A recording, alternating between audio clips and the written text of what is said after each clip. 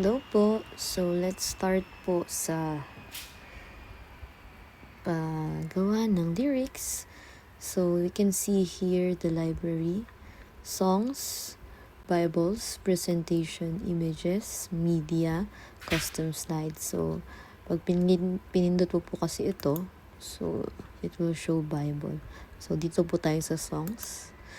And, this add, plus. And for example, title.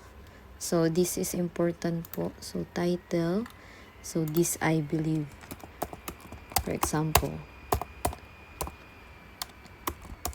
And also the alternate title, kinakopy ko na lang po yan.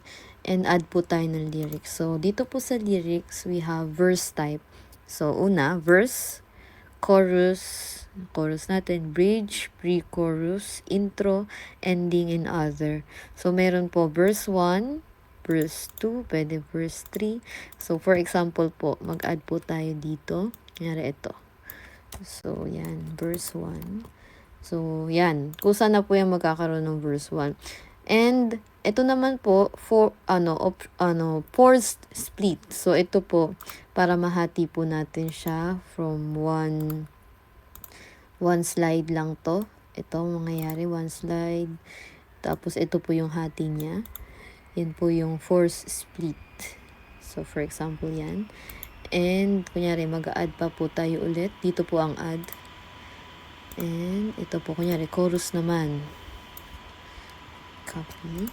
Then paste po natin ito. So chorus 1. And syempre split po natin kasi masyadong mahaba, madami.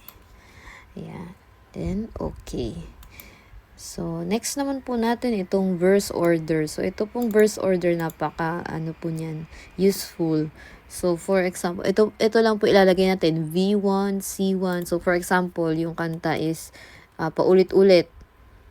V1, space, yan po yung ibig sabihin. Another part, C1. Tapos, kunyari, nag-verse 1 ulit, nag-chorus 1 ulit.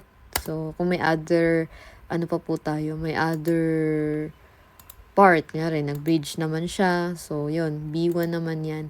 So, lahat po yan, may nakalagay naman po dito sa side. So, hindi na natin kailangan ulit-ulitin pa na mag-add ng C1 kasi dito sa verse order, dun po natin yun malalagay.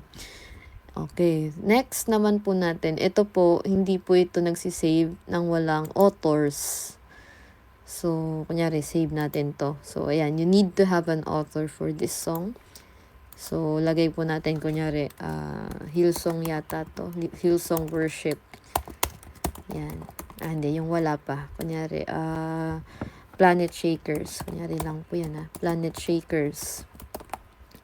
And then, yung Planet Shakers, music ba yan? Words ba yan? So, usually, akong nilalagay ko muna music kasi hindi ko naman alam kung sila yung naggawa mismo. So, music lang nilalagay ko. And then, click this add to song. So, ito, hindi pa kasi nag-exist. So, add nang natin siya. And then, yan, na-add na po siya. And then, save natin. And pag naman tayo, so, ayan, tapos na po tayong gumawa ng song.